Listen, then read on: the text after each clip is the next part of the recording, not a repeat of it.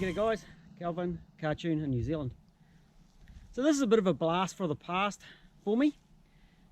Man rang up today, said he was going to pop down and get some parts. And I heard it whistle past my workshop and past the office, and I thought, that kind of sounds distinctive. And what I saw was when I looked out the workshop, is I saw those. And they are a very big set of Brembo calipers off a high-spec GTR Skyline. And then the whistling noise was quite distinctive, and I realised that this one had a set of Gilmers on it. And I remember when I actually fitted the Gilmers up to this ute, we were in my workshop in Hamilton, and we were up and down the street. It was Kent Street. And the ute makes as much noise when it's coming towards you with the Gilmers as when it's going away from you. Kind of distinctive in the ute. It was a white ute. It used to have some black guards on it. They've been repainted. It had different wheels on it. But this is what we've got. So it's a pretty plain looking double cab Hilux. Nothing too distinctive. It's a different set of wheels.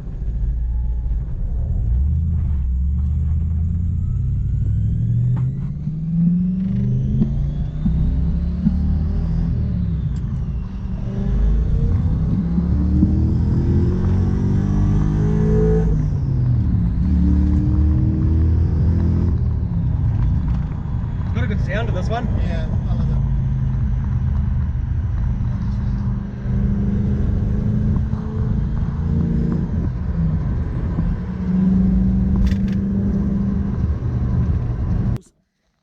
But under the bonnet, it was one of the early days Cartoon Company utes. Early motor, and as I said, we've got the Gilmer drives on there. Back when this one was actually, should have a Link G3 inside. It's a Nissan Skyline, a radiator.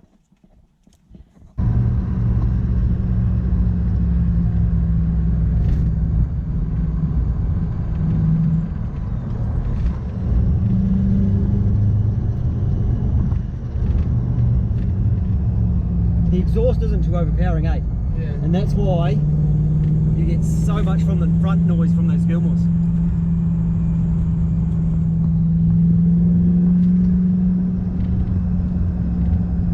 So when we built this ute, I had a guy, Rob, working for me, and a mate of ours, Mike, owned this ute. And we put it together. Mike did a lot of the work, but I did the wiring. And I actually started wiring this ute at 4 o'clock one afternoon, and by 5 o'clock it was finished.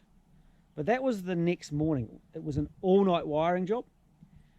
We actually had a knock shop across the road. They'd closed up and gone home, and there was a joinery shop down the road. They'd come back to work, and we were still working, and here was Mike and I wiring away. There was a couple of software issues early in the early hours, and Jason, who's now back here helping me, came to work, and you can remember them driving past the shop, just peering in, because the shop was still open, and we were hammering along trying to get this ute done. And then I was sitting in the office just about asleep. But the ute ran, so it was a big all-night wiring mission.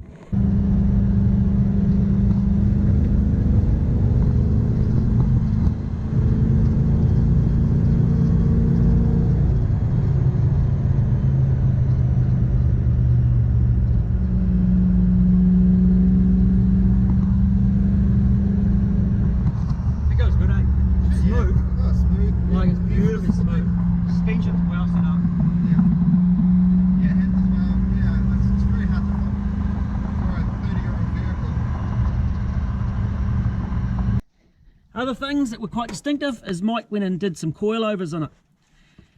And what he actually found, he was a welder by trade. He had to have these arms x-rayed. And the arms actually failed the x-ray test, not on his welds, but on the factory welds.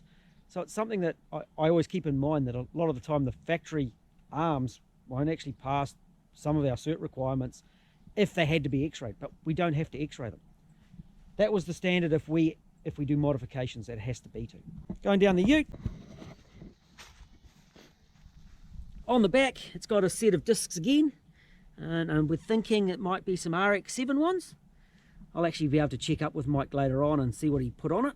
And after all these years, it's still in pretty good order.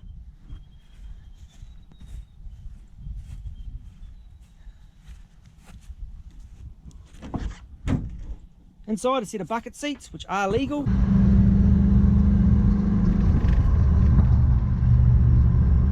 It's not bouncy.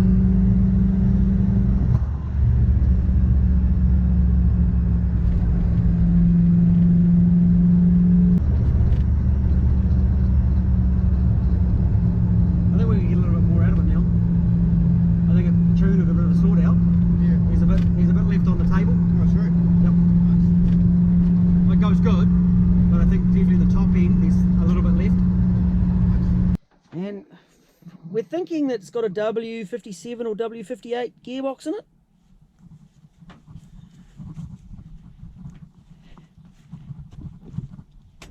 The intake tube, from memory, I think was a Honda one. We could just buy like a Honda intake, and it's still got stock Sora exhaust manifolds, but it's had like a little extension. The 3-bolt flange gets removed and an extension gets put on it. And of course, those big noisy Gilmers. Hello. Dog comes to say hello as well. So it's getting a bit of a tidy up. The new owners come to get camp out kits and bits and pieces, and so he's going to give it a bit of a tidy out, a bit of a birthday. But all in all, it's really looking really good still for when we did it. Which, looking at the cert tag, was prior to 2008. So this was done a long time ago. I wonder if this one's got the spacer on the steering box. We actually used to put steering box spacers on them too. Yeah, see, we've spaced out the steering box, and that's how we improve the clearance on the engine. We put a 10mm packer behind the steering box and space them out. Out for a drive with the coilovers. It handles really well, and the brakes are just amazing. You just touch them and you just pull to a stop almost instantly. It's just phenomenal. So from a handling point of view, for a lowered Hilux, this was probably one of the best that I've driven for a long time. The back is C-notched, and there's a whole lot of fab work under there, and coilovers in the front, and it really brings an older vehicle into the modern age. It's a real pleasure to drive.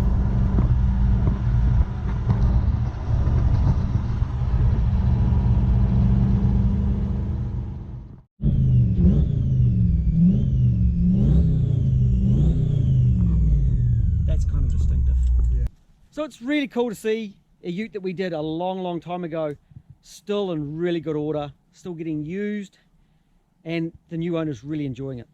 Mike's moved to Australia, so it had to be sold, which actually isn't something that happens to a lot of my conversions. A lot of people keep them for a long time, and I suspect this new owner's going to really enjoy this and keep this one for a long time as well. So we'll talk to you again soon. Catch you later.